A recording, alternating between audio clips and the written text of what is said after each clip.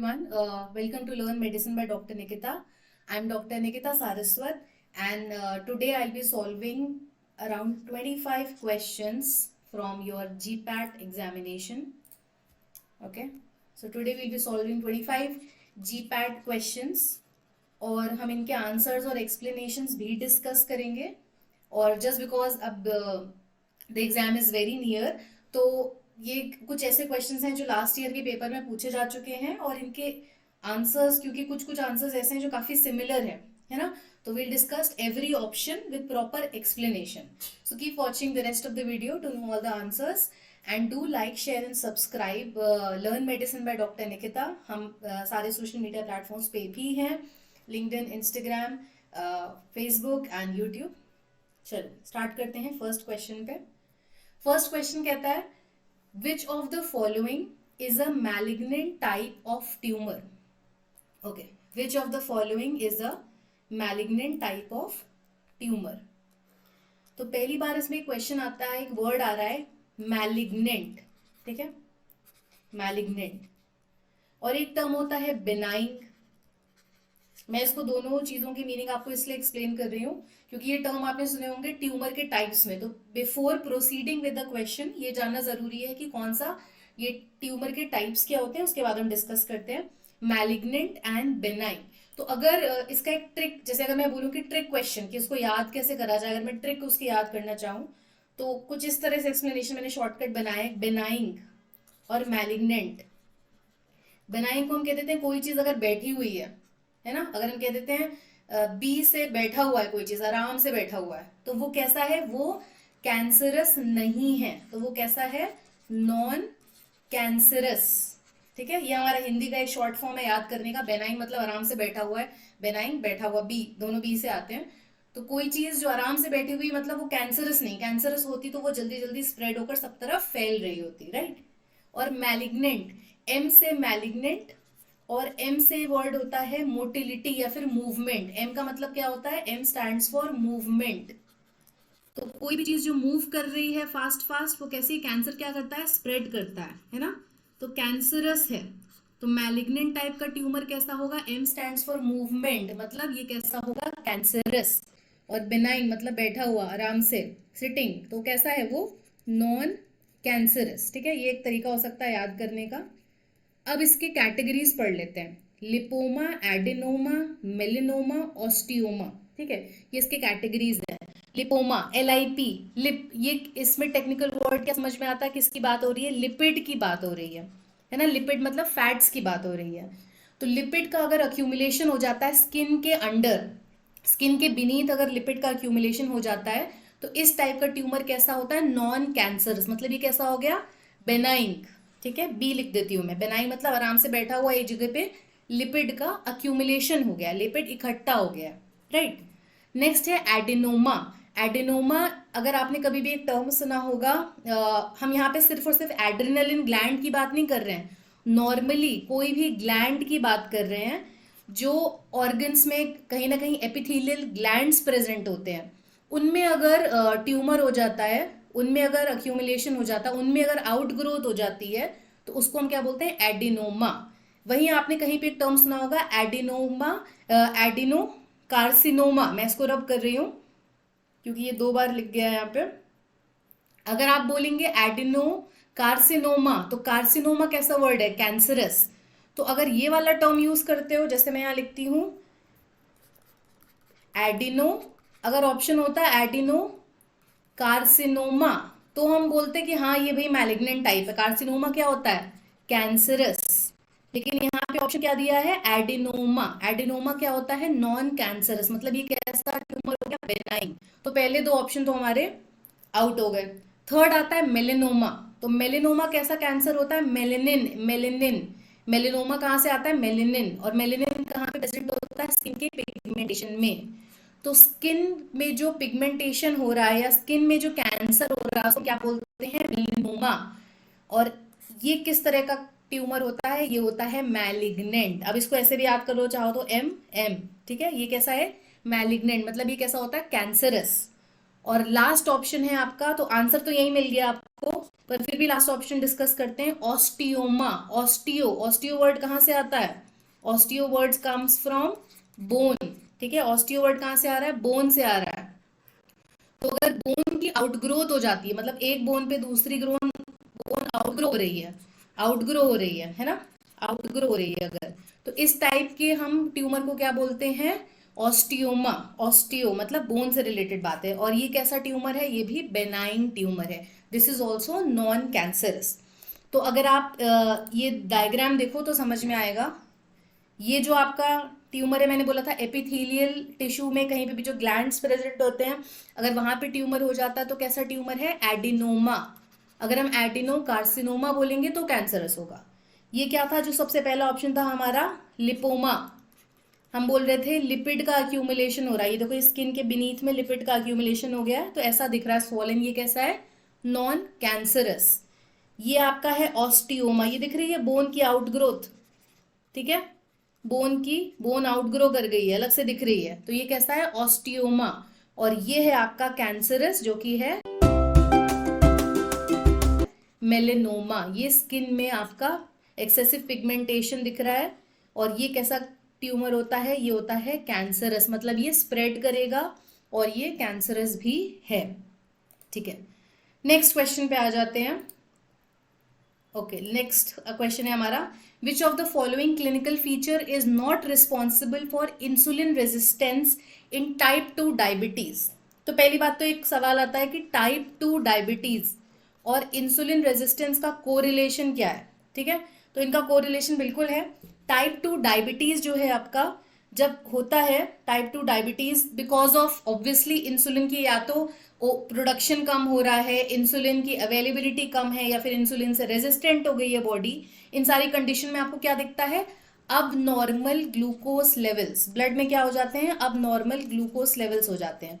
और इनका correlation lipid profile से भी है, क्योंकि आपकी बॉडी में लिपिड मेटाबॉलिज्म डिस्टर्ब हो रहा है, ग्लूकोज लेवल्स डिस्टर्ब हो रहे हैं। आप देखते हैं कि people suffering from diabetes, they are suffering from a lot other issues, और सारे ऑर्गन्स भी इफेक्ट हो रहे हैं, लिपिड का मेटाबॉलिज्म भी इफेक्ट हो रहा है। तो पहली बात, इसको याद करने का तरीका क्या है? डायबिटीज हो रही है, इंसुलिन रेजिस्टेंस हो रहा है, तो आप एक चीज ये आइडेंटिफाई करो, अगर आपकी बॉडी हेल्दी होती है तो गुड कोलेस्ट्रॉल का लेवल ज्यादा होता है और बैड कोलेस्ट्रॉल का लेवल कम होता है। अगर आप हेल्दी हैं, ठीक है, तो डॉक्टर क्या बोलता है? जो गुड कोलेस्ट्रॉल है, गुड कोलेस्ट्रॉल ये कैसा होगा? ये ज्यादा होगा। और बैड कोलेस्ट्रॉल का लेवल क्या दिखेगा आपको? कम दिखाई देगा, राइट। तो अब गुड कोलेस्ट्रॉल कौन सा होता है? एचडीएल। बैड कोलेस्ट्रॉल में क्या आएगा? एलडीएल, वीएलडीएल, ट्राइग्लिसराइड, ये सारे बैड कोलेस्ट्रॉल में आएंगे, ठीक। यहाँ पे हेल्दी नहीं है बॉडी, मतलब उसकी ऑपोजिट सिनेरियो, इंसुलिन रेजिस्टेंस हो रहा है, टाइप 2 डायबिटीज हो रही है, तो एचडीएल, तो आपके सिनेरियो में क्या होना चाहिए? अगर हम कह रहे हैं हेल्दी नहीं है तो गुड कोलेस्ट्रॉल कम होना चाहिए और बैड कोलेस्ट्रॉल ज्यादा होना चाहिए। तो ठीक है, देख लेते हैं क्या क्या है। Which of the following is not responsible? तो इंक्रीज्ड, अगर कह रहा है इंक्रीज्ड एलडीएल, तो बिल्कुल बैड कोलेस्ट्रॉल बढ़ रहा है बीमारी में, इंसुलिन का रेजिस्टेंस में, टाइप 2 डायबिटीज में, ये ऑप्शन तो नहीं हो सकता, बिल्कुल ये रिस्पॉन्सिबल है इंसुलिन रेजिस्टेंस कॉज करने के लिए। वैसे इसका आंसर मैं बता दूं, इसका राइट आंसर है इंक्रीज एचडीएल। फिर हम बताते हैं क्यों। रिड्यूस्ड एचडीएल, रिड्यूस एचडीएल कब होगा? मतलब एचडीएल कैसा था मैंने बताया अभी, एचडीएल था हमारा गुड कोलेस्ट्रॉल। तो अगर एचडीएल कम हो जाएगा मतलब बॉडी एक डायबिटिक कंडीशन में जा चुकी है, ऑब्वियसली ये भी कंट्रीब्यूट करेगा इंसुलिन रेजिस्टेंस में। और इंक्रीज ट्राइग्लिसराइड, ये भी कैसा है? बैड कोलेस्ट्रॉल, तो ये भी कंट्रीब्यूट करेगा इंसुलिन रेजिस्टेंस में। तो उसका करेक्ट आंसर क्या है? Increase HDL. क्योंकि अगर HDL high density lipoprotein, LDL क्या होता है? लो डेंसिटी लिपिड्स, वीएलडीएल क्या होता है? Very low density lipids, TG क्या होता है? ट्राइग्लिसराइड्स। तो अगर एचडीएल हाई डेंसिटी लिपिड जो कि गुड कोलेस्ट्रॉल है, अगर ये इंक्रीज होगा तो ये आपका अबनॉर्मल कंडीशन नहीं है, ये गुड कंडीशन है, ये हेल्दी कंडीशन है, तो ये टाइप 2 डायबिटीज को कॉज नहीं करेगा, ये इंसुलिन रेजिस्टेंस को कॉज नहीं करेगा। तो इसका राइट आंसर है इंक्रीज एचडीएल। देखो ये इसका डायग्राम है, in which you can see also कि जब इंसुलिन रेजिस्टेंस है तो इंसुलिन ऑब्वियसली पैनक्रियाज से रिलीज हो रही है, लिपोलिसिस भी अफेक्ट कर रहा है हमारे इस कंडीशन में, ठीक है। तो इंसुलिन रेजिस्टेंस में आपको ये सारी चीज़ें दिख रही हैं, VLDL LDL ये सब बढ़ रहे हैं, HDL कम हो रहा है ना, ये सारी these are the conditions, that is what we discussed. VLDL बढ़ रहा है एंड HDL कम हो रहा है, तो you got the answer. Next पे आ जाते हैं, third question, formation and maintenance of myelin sheath around CNS axons are done by, ठीक है। तो माइलिन शीथ हमें पता है क्या होता है, इंसुलेशन प्रोवाइड करता है, इंसुलेशन प्रोवाइड करता है अराउंड द न्यूरॉन्स। तो इसमें एक चीज डिफ्रेंशिएट करने की बहुत इंपॉर्टेंट है, CNS एक्सॉन। इन्होंने PNS CNS सिर्फ एक्सॉन नहीं लिखा, इन्होंने लिखा है CNS। CNS stands for central nervous system, right, it stands for central nervous system. तो अभी जैसे पहले लगता कि शायद इसका आंसर शॉन सेल्स भी हो सकता था, लेकिन नहीं होगा, क्योंकि शॉन सेल्स किस में माइलिन बना रहे हैं, PNS में, ठीक है। पेरिफेरल नर्वस सिस्टम की जब बात करते हैं तो वहां पे उनका रोल माइलिन शीथ के फॉर्मेशन में होगा, ना कि इधर, ठीक है। नेक्स्ट हम बात कर लेते हैं ओलिगोडेंड्रोसाइट, जो इसका करेक्ट आंसर है। क्यों? क्योंकि ओलिगोडेंड्रोसाइट माइलिन शीथ का फॉर्मेशन करता है, राइट। माइक्रोग्लिया, माइक्रोग्लिया का काम होता है न्यूरल नेटवर्क का फॉर्मेशन करना, न्यूरल नेटवर्किंग का फॉर्मेशन करना। और एस्ट्रोसाइट्स का फॉर्मेशन रोल होता है हमारे न्यूरोट्रांसमीटर का डेवलपमेंट करना, ठीक है। तो ये इनके डिफरेंट रोल्स हैं, तो we know the right answer oligodendrocytes. Let's look here also, ये इसका एक्सप्लेनेटरी डायग्राम है कि अगर हम CNS और PNS में दो पार्ट्स में डिवाइड कर देते हैं, तो PNS में शॉन सेल्स हमारे माइलिन शीथ को बना रहे हैं, आपको दिख रहा होगा। और CNS, क्योंकि क्वेश्चन में CNS लिखा हुआ था, तो यहाँ पे कौन बना रहा है, ओलिगोडेंड्रोसाइट्स दिख रहा है। ओलिगोडेंड्रोसाइट्स किसको बना रहे हैं, सेगमेंट ऑफ माइलिन शीथ को, ये रहे ओलिगोडेंड्रोसाइट्स, ठीक है। बाकी आपको ये सारे दिख गया डायग्राम में, कहाँ प्रेजेंट है, ये एस्ट्रोसाइट अलग प्रेजेंट है, ये माइलिन शीथ नहीं बना रहा है, इसका काम क्या था, ये रहा माइलिन, ये रही माइलिन शीथ, ये रहे ओलिगोडेंड्रोसाइट्स। तो right answer is oligodendrocytes. Next question पे आ जाते हैं, at the site of tissue injury the activated platelet releases ATP and activates surrounding platelets to form platelet plug, but this process will not continue to activate whole platelets in the body to form a massive ball of platelets because, अच्छा, तो ये बात कर रहा है injury की। जब भी इंजरी होती है, जो ब्लड वेसल होती है वो रप्चर हो जाती है, वो क्या हो जाती है, रप्चर, और वहां से ब्लड लॉस होने लगता है ना। पर इमीडिएटली हमारी प्लेटलेट्स क्या करती है, इस रप्चर साइट को हील करना शुरू कर देती हैं।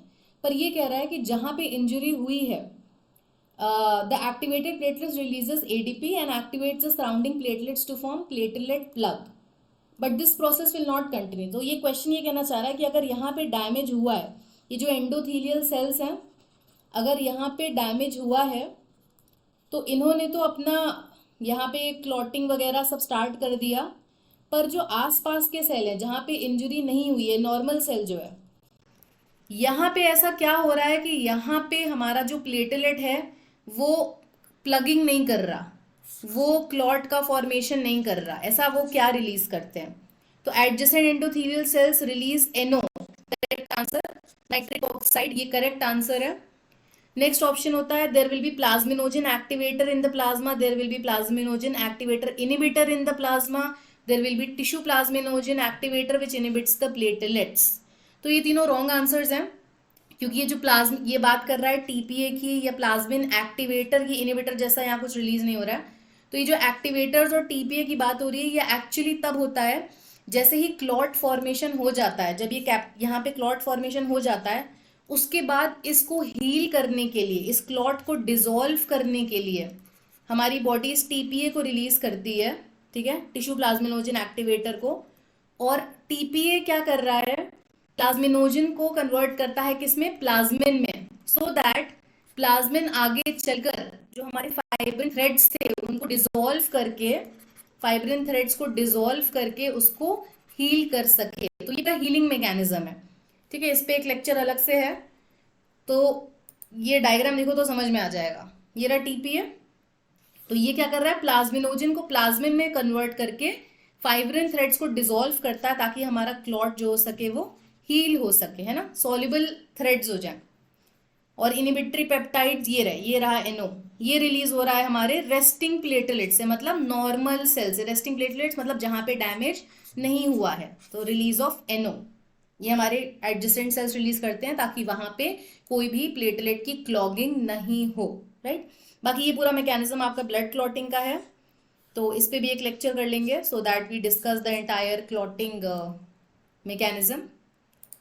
नेक्स्ट हम आ जाते हैं when RBCs are kept in isotonic NaCl solution.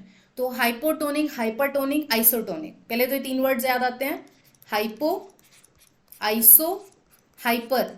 तो ये तीनों टर्म कब आ रहे हैं, जब हम किसकी बात करते हैं, ऑस्मोसिस की, ठीक है।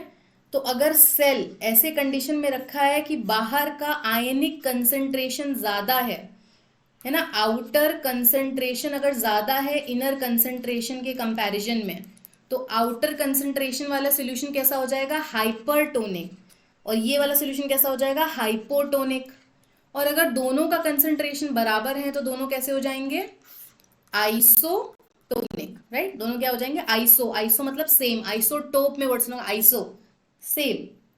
तो इसका करेक्ट आंसर क्या है, there will not be any movement in the, ऐसा तो नहीं कि बिल्कुल मूवमेंट नहीं होगा सोल्यूट का, कुछ ना कुछ तो मूवमेंट होगा। आरबीसी का शेप चेंज नहीं होगा because the osmotic pressure across the membrane same, the solute will not cross the RBC membrane, ये भी रॉन्ग है। ऑल ऑफ द अबव, देखो पहली बात तो हम इनमें रॉन्ग आंसर हटाते हैं, राइट मिल जाएगा।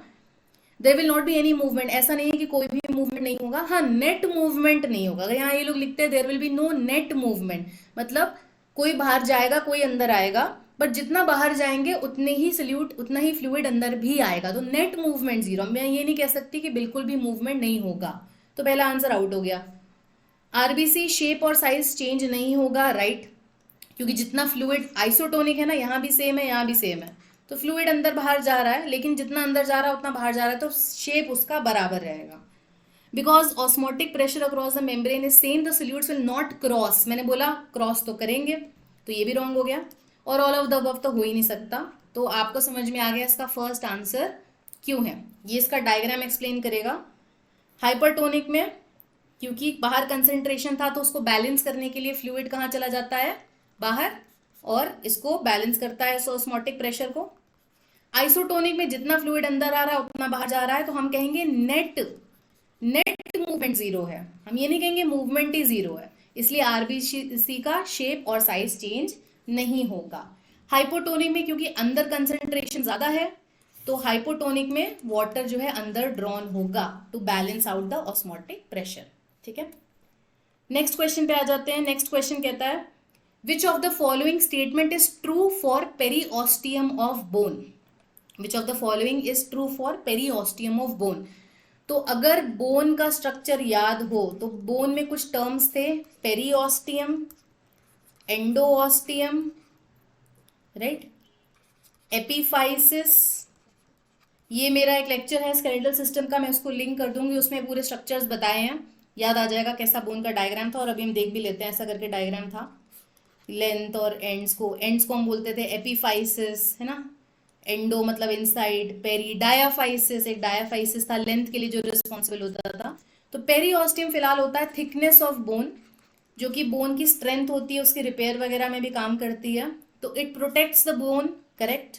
It has osteogenic cells which enable bone to grow in thickness but not in length, correct, क्योंकि लेंथ के लिए कौन रिस्पॉन्सिबल है, डायाफाइसिस, ये भी करेक्ट हो गया। It is composed of an outer fibrous layer and dense connective tissue and inner osteogenic layer, correct. तो ये इसके चारों आंसर, इसका आंसर क्या हो गया, डी, क्योंकि चारों ऑप्शंस क्या हैं, करेक्ट, तो ये इसका राइट आंसर है। इसका डायग्राम देख लेते हैं क्यों, ये रहा, ऑल ऑफ द अबव इसका आंसर हो गया। एक सेकेंड, हाँ, तो ये हमारी बोन है। बोन में एपीफाइसिस किसको बोलते हैं, लॉन्ग एंड्स ऑफ बोन को एपीफाइसिस बोलते हैं। लेंथ ऑफ बोन को क्या बोलते हैं, डायाफाइसिस, ठीक है। ये रहा हमारा आर्टिकुलर कार्टिलेज, जो बोन को प्रोटेक्ट करता है किसी भी टाइप के रप्चर और डैमेज से, जब आपस में बोन्स टकराएंगी अगर, ठीक है।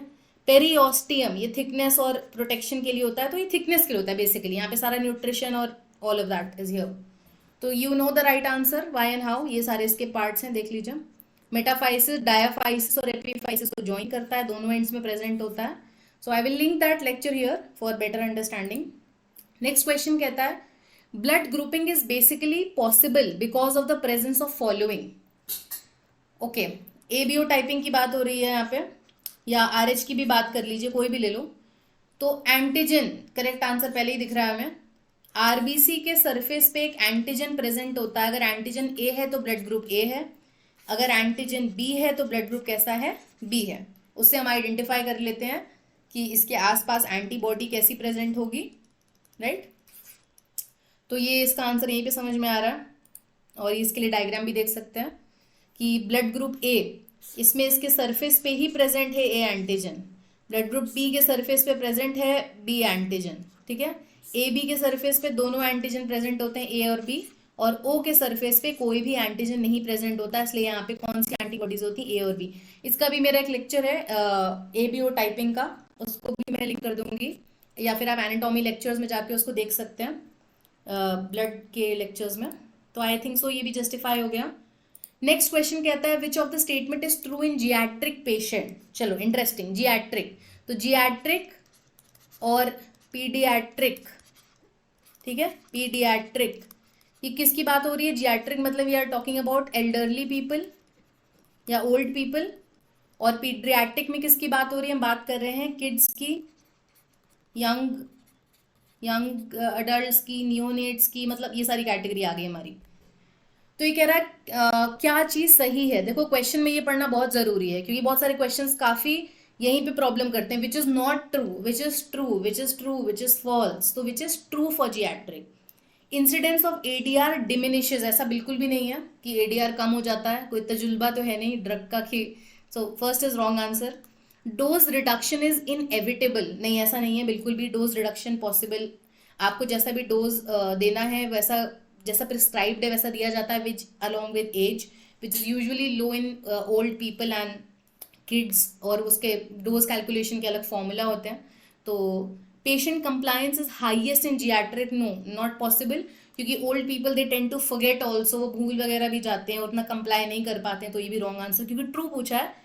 तो ये आंसर एकदम सही है, पॉलीफार्मेसी, क्योंकि एल्डरली दे कंज्यूम, हो सकता है वो नेचुरल थेरेपी भी कर रहे हो, या फिर हो सकता है वो एक दो दवाई साथ में ले रहे हो, तो उसकी वजह से आपका प्रॉब्लम आ सकती है, ठीक है। तो इसके लिए डायग्राम देख लो, ये कुछ प्रॉब्लम्स हैं। पेशेंट सेंट्रिक ड्रग कैसे बनाई जाती है जियाट्रिक में, ऐसी दवाई होनी चाहिए जो आसानी से सोलो हो जाए, इजीली एक्सेप्टेबल हो, किड्स में पैलेटेबल हो, टेस्ट उसका अच्छा हो, चाइल्ड प्रूफ हो, and so. So these are the things. तो ये राइट आंसर हो गया उसका, polypharmacy is often a problem in elderly. Let's come down to next question. Which of the following could be the reason for pharmacokinetic drug interaction. Okay, तो पहली बात तो एक दो टर्म्स आते थे हमारे, अगर याद है आपको तो, फार्माकोकाइनेटिक्स और दूसरा आता था फार्माकोडायनेमिक्स, ठीक है। तो यहाँ पूछा गया क्योंकि काइनेटिक्स, तो काइनेटिक्स में हम क्या पढ़ते थे, एडीएमई, ठीक है, absorption, distribution, metabolism and excretion, याद आया, अब्जॉर्प्शन, डिस्ट्रीब्यूशन, मेटाबॉलिज्म और एक्सक्रीशन, एडीएमई। तो यही सारी चीजें हैं। जब काइनेटिक्स में ये चारों फैक्टर्स पढ़ रहे हो, तो काइनेटिक्स में अगर इंटरैक्शन होगा तो यही चीजें इफेक्ट होंगी, या तो ड्रग का अब्जॉर्प्शन इफेक्ट होगा, या डिस्ट्रीब्यूशन, या मेटाबॉलिज्म, या फिर एक्सक्रीशन। अब ऑप्शंस में चलते हैं। इंटरफेरेंस विद अब्जॉर्प्शन बिल्कुल हो सकता है, अगर काइनेटिक्स में इंटरैक्शन हो रहा है तो अब्जॉर्प्शन में फर्क आएगा। चेंजेस इन प्रोटीन बाइंडिंग बिल्कुल आ सकता है, जब अब्जॉर्प्शन में फर्क है उसका डिस्ट्रीब्यूशन में फर्क आ सकता है। कॉम्पिटिशन एट रिसेप्टर साइट, तो ये तो आंसर नहीं है, क्योंकि रिसेप्टर में कंपटीशन, अगर ड्रग अटैच ही नहीं हुआ है, बाइंड ही नहीं हुआ है, कितनी एफिनिटी है, वो हम चीज़ें काइनेटिक्स में नहीं डिस्कस कर रहे हैं। हाँ, एक्सक्रीशन बिल्कुल, ये आपका ई आ गया, एक्सक्रीशन, तो ए डी ई वाली बात हो गई यहाँ पे। तो कौन सा ऑप्शन नहीं है, सी इसका आंसर नहीं है। तो सी कौन से वाले ऑप्शन में नहीं दिया गया है, सेकंड वाले में नहीं दिया। तो आ गया समझ में, इसका राइट आंसर क्या है, द सेकंड वन, ठीक है, करेक्ट सेक्ट आंसर है इसका। A B and D only. तो ADME ये इफेक्ट हो रहा है काइनेटिक्स में, ड्रग इंटरैक्शन, याद कर लीजिएगा। तो फार्माकोकाइनेटिक ड्रग इंटरैक्शन कब अक्कर होता है? जब ड्रग किसके लिए इफेक्ट, किससे इफेक्ट होती है, या तो अब्जॉर्प्शन, डिस्ट्रीब्यूशन या फिर एलिमिनेशन से। ठीक है, नेक्स्ट क्वेश्चन आ जाते हैं हम। Which of the following statement are true with adverse drug reaction? Are true, कौन सी चीज ट्रू है विद एडवर्स ड्रग रिएक्शन? तो ADR। अब इसके लिए कुछ टर्म्स अगर याद हो, नहीं तो फिर मैं इसको आपको कैसे एक्सप्लेन करूं, एक सेकेंड। ठीक है, यहीं पे लिख देते हैं। एक होता है ADR, एक होता है ADE, एक होता है SE। अगर शॉर्ट फॉर्म से फुल फॉर्म याद हो रहा है तो कमेंट करो यहाँ पे। ADR मतलब एडवर्स ड्रग रिएक्शन, ADE मतलब एडवर्स ड्रग इवेंट, और SE मतलब साइड इफेक्ट। बहुत ही नॉर्मल सी लैंग्वेज में मैं इसका मीनिंग समझा देती हूँ। अगर आपको कोई मेडिसिन दी गई है और ड्रग पे पहले से लिखा है इसको खाने से नींद आएगी, वॉमिटिंग आएगी, रैशेज हो जाएंगे, तो वो नोन साइड इफेक्ट्स होते हैं। नोन मतलब वो चीज पता है, साइड इफेक्ट है वो ड्रग का। अगर कोई ड्रग नॉर्मल डोज, अगर आपको बोला है कि 10 mg ड्रग लेना है, डॉक्टर ने ड्रग दिया और आपको एक ऐसा नॉक्शियस या फिर एक ऐसा अबनॉर्मल, नॉक्शियस मतलब एक ऐसा अबनॉर्मल आपको इफेक्ट दिखता है जो कि उसके साइड इफेक्ट में लिस्टेड नहीं है, लेकिन डोज उतनी ही ली है आपने जितने आपके डॉक्टर ने दी है, जितनी प्रिस्क्राइब करी है, जितनी नॉर्मल डोज है, तो वो क्या हो गया? ADR, adverse drug reaction. मतलब नॉर्मल डोज लेने पे कोई ऐसा इफेक्ट दिखता है जो नॉर्मल नहीं है, लेकिन वो साइड इफेक्ट में लिस्टेड नहीं था, तो क्या हो गया? ये एडवर्स ड्रग रिएक्शन।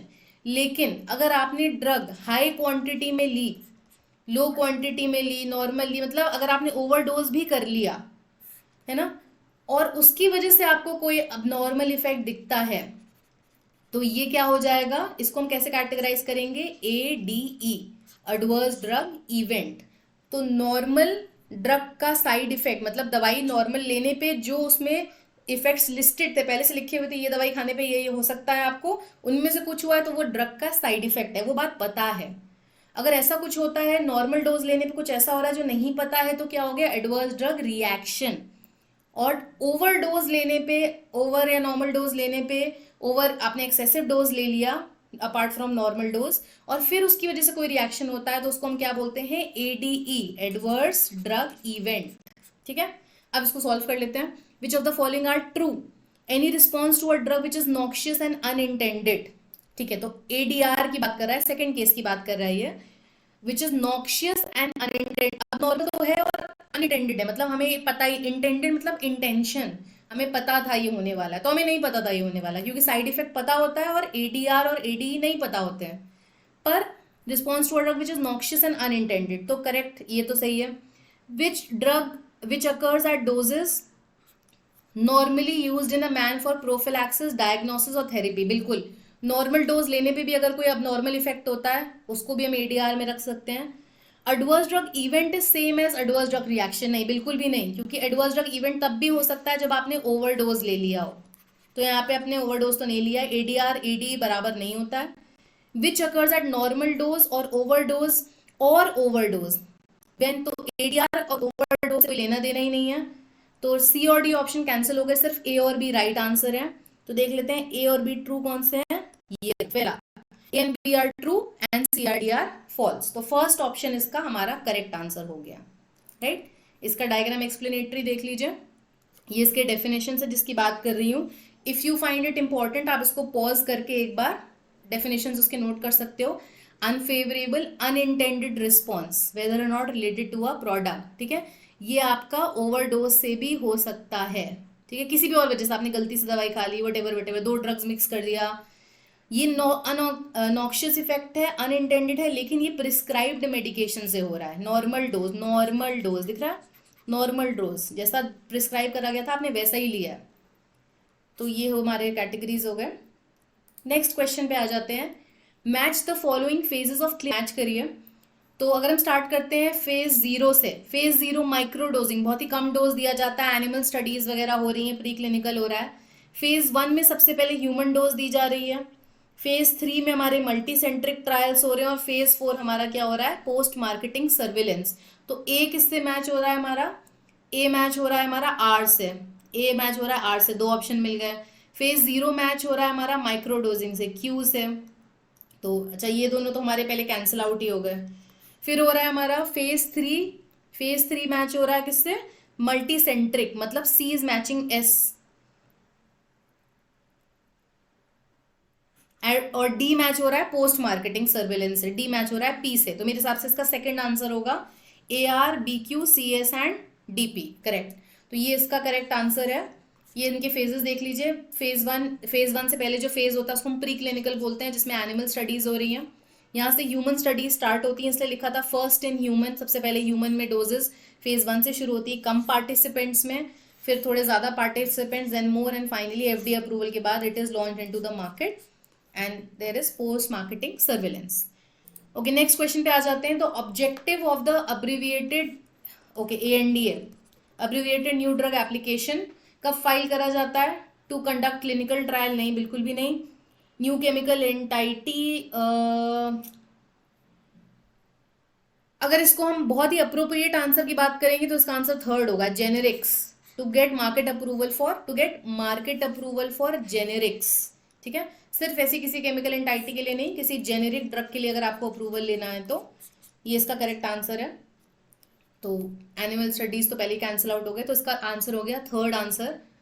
ठीक है, तो ये हो गया कैसे कैसे फाइल करते हैं to get market approval for generics. Next question पे आ जाते हैं। नेक्स्ट क्वेश्चन कहता है which of the following is a specific enzyme marker of cell death in acute myocardial infarction, मतलब AMI।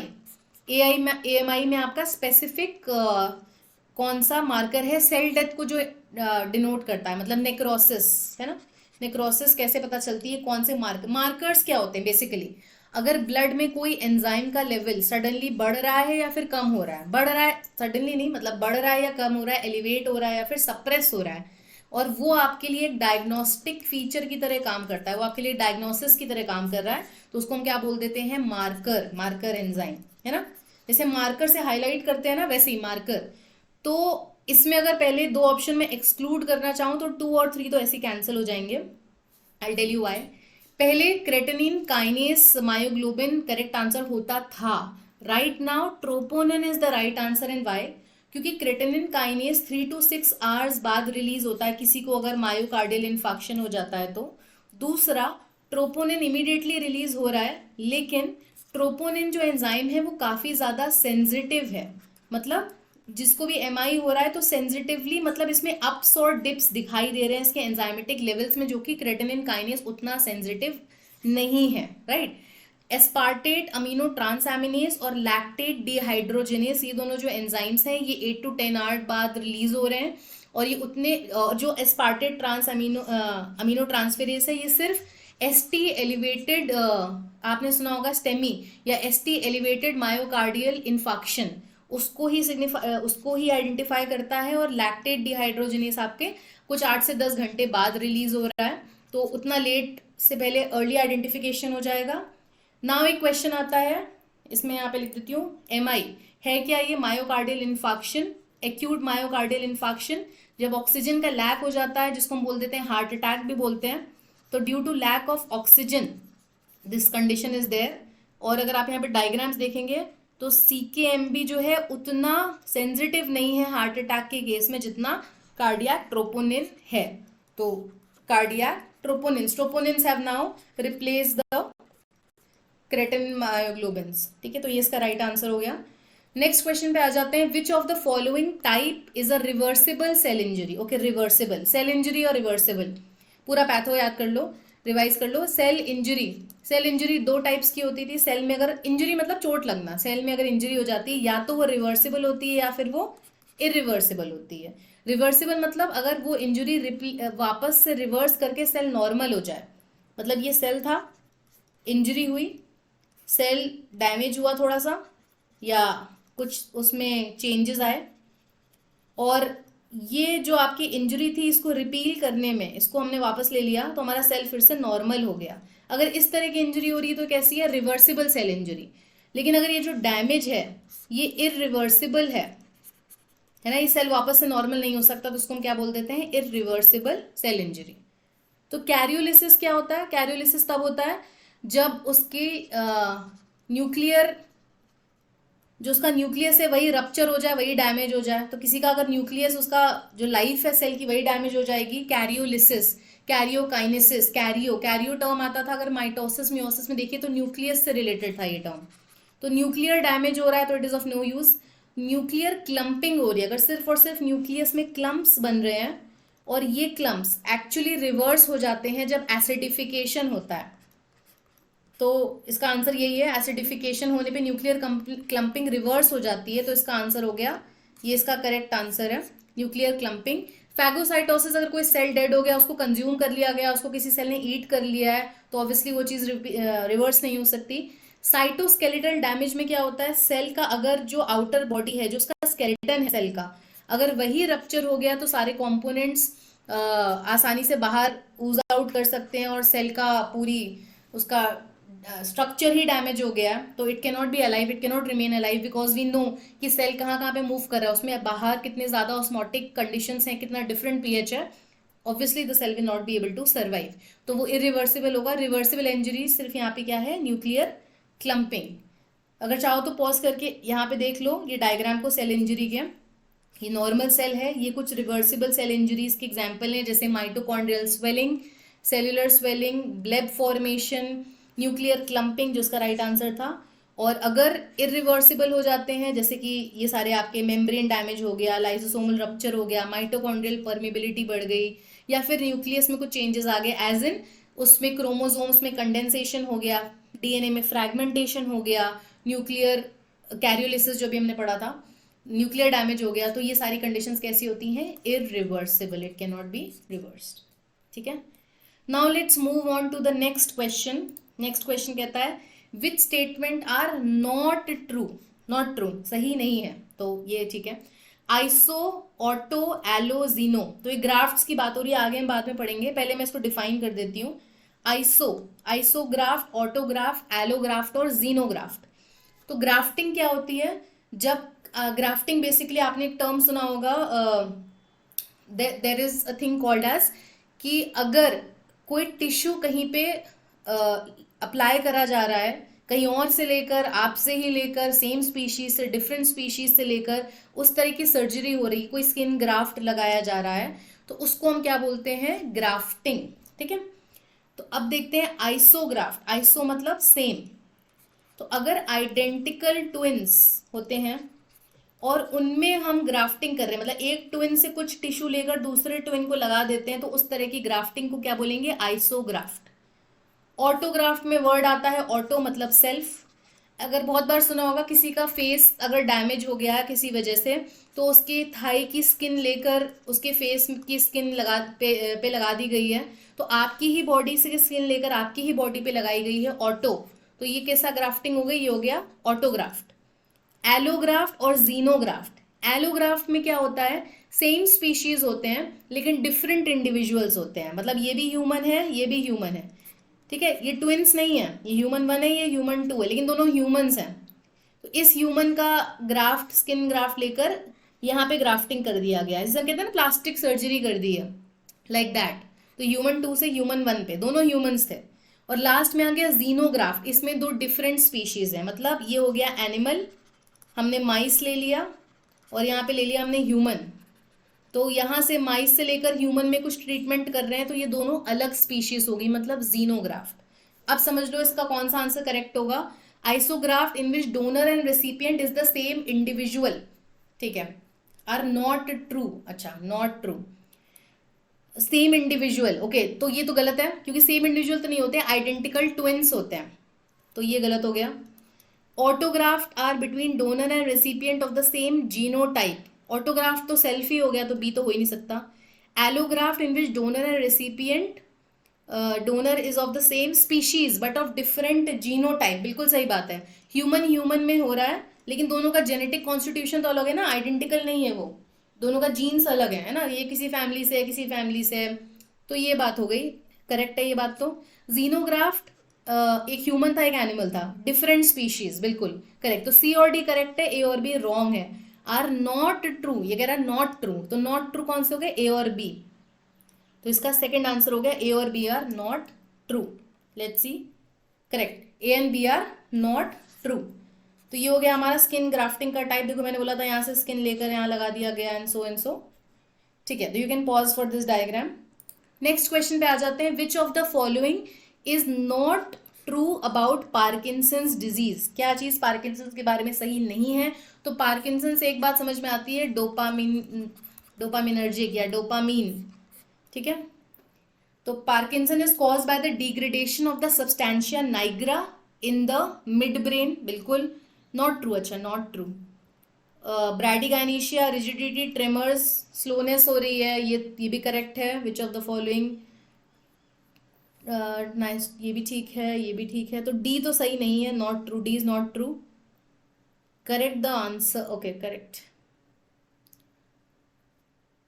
तो इसका आंसर होगा डी ओनली, राइट, ठीक है। तो कौन सी चीज सही नहीं थी इसके बारे में, क्योंकि कोलिनर्जिक में कोई भी डैमेज नहीं हो रहा है, पार्किंसन में किस में डैमेज हो रहा है, सिर्फ और सिर्फ डोपामिनर्जिक न्यूरॉन्स में डैमेज हो रहा है, डोपामिनर्जिक न्यूरॉन्स। तो ये ऑड वन आउट है, ये ट्रू नहीं है। तो इसका आंसर हो गया हमारा लास्ट वाला, फोर्थ वन। ये इसका डायग्राम देख लो एक बार। पार्किंसंस में क्या हो रहा है हमारे, ये डोपामीन इफेक्ट, डोपामीन वाले जो न्यूरॉन्स होते हैं जो डोपामीन रिलीज कर रहे हैं, यही टारगेटेड होते हैं, और जिसकी वजह से आपके सारे पार्किंसंस के इफेक्ट दिखाई दे रहे हैं, trimmer, slowness, all of that. Okay, next question पे आ जाते हैं। Match the list 1 with list 2, ठीक है। इसमें ये सिर्फ मेमोरी बेस्ड क्वेश्चन होते हैं इस तरह के, और थोड़ा सा टाइम कंज्यूमिंग होते हैं, पर अगर आपको याद है तो इट विल बी गुड। एनाकिंड्रा क्या होता है, ये सारी जो ड्रग्स है, पहली बात तो ये है कौन से ड्रग, ये सारे इम्यूनोसप्रेसेंट्स हैं। अगर आपने इम्यूनोसप्रेसेंट्स के बारे में पढ़ा होगा तो ये सारे इम्यूनोसप्रेसेंट ड्रग्स हैं। तो एनाकिंड्रा जो ड्रग है वो इंटरल्यूकिन 1 रिसेप्टर एंटागोनिस्ट होता है। अगर आपने एक टर्म सुना होगा DMARD, disease modifying anti rheumatoid drug, तो ये उस कैटेगरी में आता है। बेसिलिक्सिमैब जो ड्रग होता है, ये ड्रग आपका यूज होता है, this is also immunosuppressant monoclonal antibody है ये। तो ये आपका होता है इंटरल्यूकिन 2 रिसेप्टर एंटागोनिस्ट, ठीक है। Infliximab, infliximab TNF alpha inhibitor होता है, ठीक है। और टैक्रोलिमस आपका कैसा है, ये कैल्सियन्यूरिन इनिबिटर होता है। तो मैच कर लेते हैं, ए हो रहा है मैच 5 से, बी मैच हो रहा है 1 से, A5 B1, सी मैच हो रहा है 2 से, और डी मैच हो रहा है 3 से। हमारा लास्ट ऑप्शन करेक्ट आंसर है, जबकि इसका सिमिलर यहाँ तक दिया था, लेकिन ये यहाँ से गलत है, तो ये सारे रॉन्ग आंसर्स हैं, ठीक है। TNF इन्फ्लिक्सिमैब क्या करता है, TNF इनिबिटर, TNF इनिबिटर्स क्या करते थे, इन्फ्लेमेशन को सप्रेस करते थे, अगर याद हो तो। ये सारे आपके इम्यूनोसप्रेसेंट ड्रग्स हैं। मतलब अगर किसी को ऑर्गन ट्रांसप्लांट कर रहे हैं तो ऑर्गन रिजेक्शन ना हो, ऑर्गन रिजेक्शन को अवॉइड करने के लिए उसकी इम्यूनिटी को क्या कर दिया जाता है, सप्रेस कर दिया जाता है। ये ड्रग्स अलग अलग मैकेनिज्म से फंक्शन करते हैं। तो ये इसका करेक्ट आंसर है जो अभी हमने पढ़ा था, ठीक है, राइट। ये इसका क्लासिफिकेशन है, देखो यहाँ पे लिखा भी है, कैल्सिन्यूरिन इनिबिटर, टैक्रोलिमस, साइक्लोस्पोरिन, ये रहा आपका एनाकिंड्रा, ये इंटरल्यूकिन 1 इनिबिटर है, ठीक है। So here you can find. Next question पे आ जाते हैं। नेक्स्ट क्वेश्चन कहता है मैच लिस्ट, ये भी आपका मेमोरी बेस्ड क्वेश्चन है। तो DPP4 inhibitor, potassium ATPase channel blocker, PPAR activator, AMP के एक्टिवेटर, तो ये सारे ड्रग्स कैसे हैं, एंटी डायबिटिक, मतलब ये डायबिटीज को ट्रीट करने वाले ड्रग्स हैं। राइट आंसर आपका स्टार्ट होता है DPP4 इनिबिटर, ये रहा, ठीक है। PPAR एक्टिवेटर, पाइगोलिटाजोन, P और P याद कर लेना, PPAR pioglitazone, and potassium channel blocker glimepiride, ऐसे ही मैच कर लेते हैं। ए हो गया हमारा 4, बी हो गया हमारा 3, सी हो गया हमारा 2, और डी हो गया हमारा 1, ठीक है, मेटफॉर्मिन। तो ये सारे ड्रग्स कैसे हैं आपके, ये ग्लूकोज लेवल्स को कम कर रहे हैं। इनके मैकेनिज्म अलग अलग हैं, कोई ना कोई ड्रग जो है आपका इंसुलिन के लेवल्स को इंक्रीज कर रहा है, कोई फोर्स कर रहा है pancreas to synthesise more insulin. तो ये इसका करेक्ट आंसर है। सिर्फ ये मेमोरी बेस्ड क्वेश्चन है, याद करने वाली बात है, nothing more than that. Next आ जाते हैं reasons for combination of diphenoxylate and atropine. Okay, तो अगर आप इसकी क्वांटिटी देखो तो इसकी क्वांटिटी ज्यादा और इसकी बहुत ही बेयर मिनिमम क्वांटिटी है। तो ये सिर्फ और सिर्फ क्यों ऐड करा जाता है कि जो डायफिनोक्साइलेट ड्रग होता है इसका फंक्शन होता है गैस्ट्रिक मोटिलिटी को सप्रेस करना, एंटी मोटिलिटी करना, लेकिन ये अकेले फंक्शन कर सकता है बस जस्ट बिकॉज ये एक ओपोइड ड्रग है और इसका हैबिचुएशन हो सकता है, इसका ड्रग अब्यूज हो सकता है, इसलिए इसके साथ एट्रोपिन ड्रग दिया जाता है। तो just to avoid the drug abuse, अगर पूछा जा रहा है कि एट्रोपिन भी क्यों दिया जा रहा है, अगर हम सिर्फ पूछते ये डायफिनॉक्सिलेट क्यों दिया जा रहा है तो इसमें हम इसका हो सकता था एंटी मोटिलिटी कर सकते थे या ये सब कर सकते थे, लेकिन एट्रोपिन भी दिया है तो सिर्फ क्यों है, ये ड्रग अब्यूज को सप्रेस करने के लिए। ठीक है, ये राइट आंसर है इसका। नेक्स्ट क्वेश्चन पे आ जाते हैं। नेक्स्ट क्वेश्चन कहता है रिगार्डिंग ब्रोमोक्रिप्टीन। तो ब्रोमोक्रिप्टीन का भी अगर टर्म सुनते हो तो पार्किंसन डिजीज याद आता है, पार्किंसंस को ट्रीट करने में यूज होता है। ठीक है, regarding bromocriptine which of the statement is true, is relatively selective for dopamine D2 agonist with prominent action। तो as easy as that, बहुत ही सिंपल सा क्वेश्चन है। तो आपका जो ब्रोमोक्रिप्टीन है पार्किंसंस में यूज करते हैं इसको, प्रोलैक्टिन के रिलीज को सप्रेस करने में यूज करते हैं। जब ट्यूमर हो जाता है लैक्टोट्रोप्स में प्रोलैक्टिन एक्सेसिव रिलीज होने लगता है, प्रोलैक्टिन का लेवल बढ़ जाता है या पार्किंसन हो जाता है, तो इन दोनों केसेस में इसको यूज करते हैं। तो एमिटिक एक्शन तो इसका बिल्कुल भी नहीं है, तो सी ऑप्शन तो आउट हो गया। तो इसका राइट आंसर क्या हो गया, A B and D only. Right, ये इसका करेक्ट आंसर है, A B and D only. तो ब्रोमोक्रिप्टीन एडमिनिस्ट्रेशन से आपके ये सारे लेवल्स अफेक्ट हो रहे हैं। This you can see here, insulin के रोल को भी, ग्लूकोज लेवल्स को भी कम कर रहा है जो इसका पहला वाला ऑप्शन था। तो सारी चीजें जस्टिफाइबल हैं। टाइप 2 डायबिटीज में इसको यूज करते हैं, प्रोलैक्टिन को रिलीज में एंड पार्किंसंस को ट्रीट करने में इसका सिर्फ एंटीएमिटिक एक्शन नहीं है। तो ये रॉन्ग आंसर हो गया। जल्दी से 21st क्वेश्चन पे आते हैं। We only have 25 questions, quickly coming up. 21st है हमारा, पेशेंट विद फियोक्रोमोसाइटोमा। तो अच्छा अगर याद हो तो ये ट्यूमर कंडीशन होती है जिसमें आपका is undergoing surgery and has not been administered alpha receptor blocker. तो फियोक्रोमोसाइटोमा में क्या होता है, जब इसकी सर्जरी करी जा रही होती है, इस ट्यूमर को रिमूव करा जा रहा है, तो आपको अल्फा ब्लॉकर और बीटा ब्लॉकर साथ में देने होते हैं। क्यों? अल्फा ब्लॉकर क्या करता है, ब्लड प्रेशर को डिक्रीज करता है, और बीटा ब्लॉकर क्या करता है, उसके हार्ट रेट को कंट्रोल करता है ना। तो अगर हम बीटा ब्लॉकर के साथ अल्फा नहीं देंगे तो बीटा ब्लॉकर की वजह से मतलब फियोक्रोमोसाइटोमा ये अनकंट्रोलेबल हो जाएगा और इसका ब्लड प्रेशर राइज कर जाएगा, क्योंकि आपने अल्फा ब्लॉकर नहीं दिया है। तो there will be a rise in the blood pressure. First option इसका करेक्ट है। बाकी इनसे कोई मतलब नहीं है, अनचेंज तो हो ही नहीं सकता क्योंकि अल्फा आपने दिया ही नहीं है, फॉल भी नहीं होगा क्योंकि आपने अल्फा नहीं दिया, और ब्रोंको कॉन्स्ट्रिक्शन से इसका कोई लेना देना नहीं है। तो ये हमारा एड्रीनल के ऊपर जो टिश्यू है ना, यहाँ पे ट्यूमर अगर हो जाता है और इसकी सर्जरी कर रहे हैं तो हमें अल्फा और बीटा दोनों देने हैं। अगर आप ये डेफिनेशन देख रहे हैं तो लिखा है इसमें alpha and beta both blockers have to be given useful for controlling the effect of excessive beta receptor stimulation। नहीं तो बीटा रिसेप्टर स्टिम्युलेशन हो जाएगा और उसमें ब्लड प्रेशर बढ़ जाएगा, इसलिए दोनों एडमिनिस्टर करने की जरूरत है। ओके, नेक्स्ट क्वेश्चन आ जाता है 22nd। A neonate suffering from icterus. तो इक्टरस एक टेक्निकल टर्म है, पहली बात इसको डिकोड करो, ये क्या है, जॉन्डिस की बात हो रही है। अगर न्यूनेट को जॉन्डिस हो गया है तो आप फिनोबार्बिटल दे रहे हैं। The justification for this therapy is, ऐसा क्यों कर रहे हैं आप, तो फिनोबार्बिटल हम क्यों देते हैं, फिनोबार्बिटल ड्रग देने से क्या होता है, जब बॉडी में लिवर एक्सेसिव आपका बिलिरुबिन का प्रोडक्शन कर रहा है, बिलिरुबिन का प्रोडक्शन कर रहा है जो कि क्या होगा, न्यूरोटॉक्सिक होगा उस नियोनेट के लिए।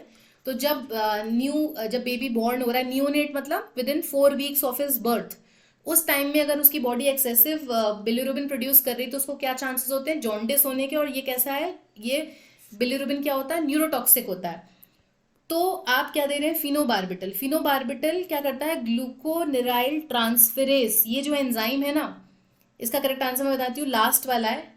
ये ड्रग ग्लूकोनिराइल ट्रांसफेरेस एंजाइम को इंड्यूस करता है, मतलब इसको स्टिम्युलेट करता है, क्योंकि ये एंजाइम बिलिरुबिन को के साथ ग्लूकोरोनिक एसिड का कॉन्जुगेशन करता है। ग्लूकोरोनिक एसिड, ये ग्लूकोरोनिक एसिड का सिंथेसिस करके बिलिरुबिन को क्या करता है, कॉन्जुगेट करता है।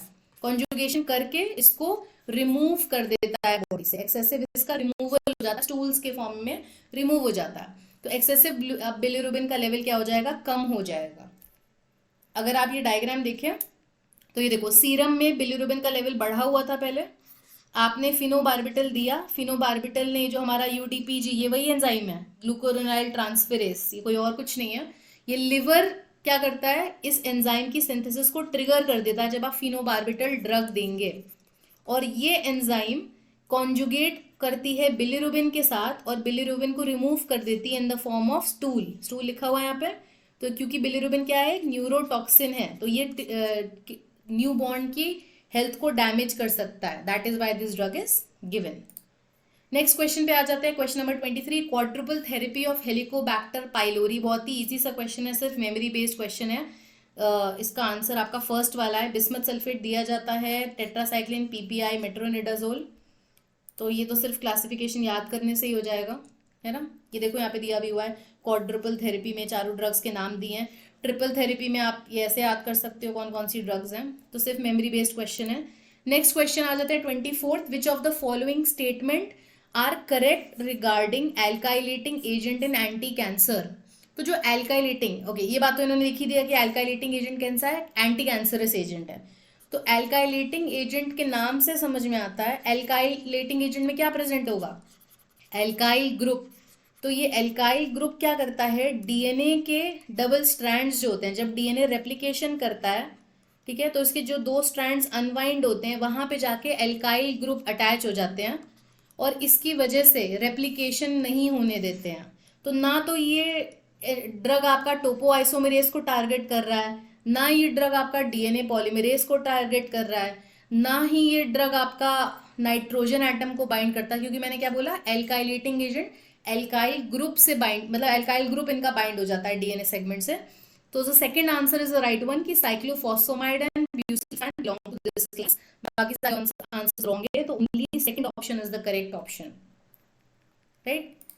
इसको देखो, ये है DNA double stranded DNA, right. Alkylating agent आपने दिया, एल्काइलेटिंग एजेंट अपने एल्काइल ग्रुप से कहीं ना कहीं जाके बाइंड कर लिया खुद को।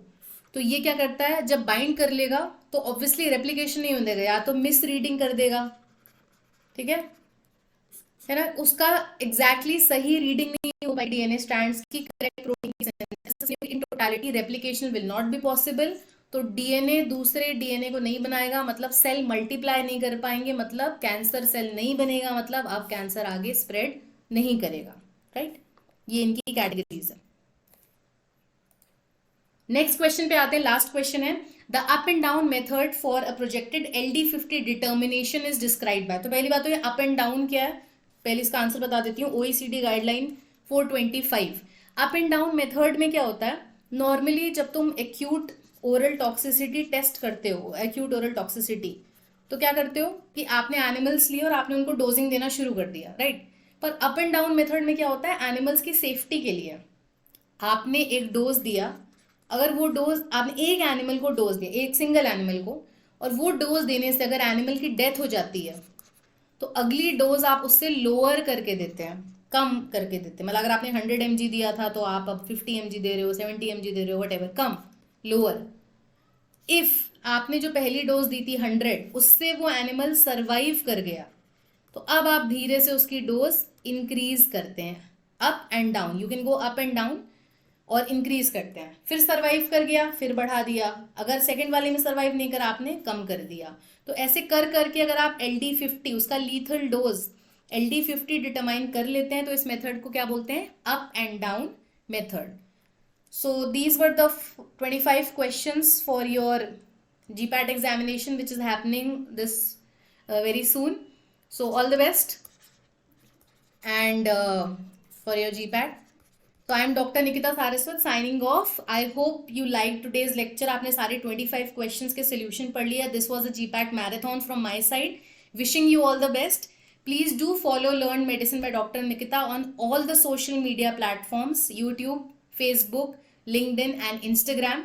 और मेरे यूट्यूब के कम्युनिटी ऑप्शन में मैं रेगुलरली क्वेश्चंस भी ड्रॉप करती जा रही हूँ फॉर मेकिंग जल्दी से आपकी अच्छी सी प्रैक्टिस हो जाए GPAT के लिए। So all the best for that, and please do share our channel and subscribe definitely for more important content regarding all the competitive examinations. All the best. Thank you.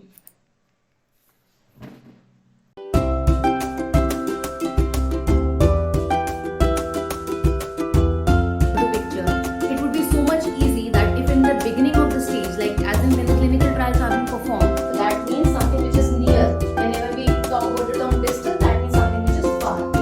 So this is the